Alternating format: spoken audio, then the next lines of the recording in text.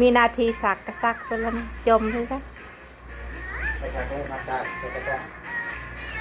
เอาเงินขัดเอาไปใช้ แห้งเถาแห้งจม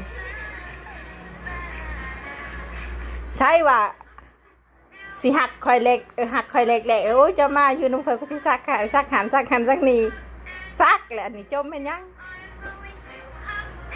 มีการจม จมนะเขาบริ จมใต้ทั้งจมแบบจ้ะ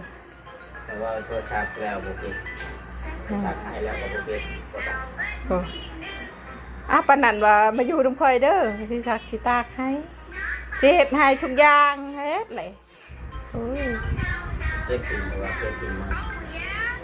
ตัวนี้เขาไม่ใช่ว่าเก็บกินไปแล้ว จมบ่จม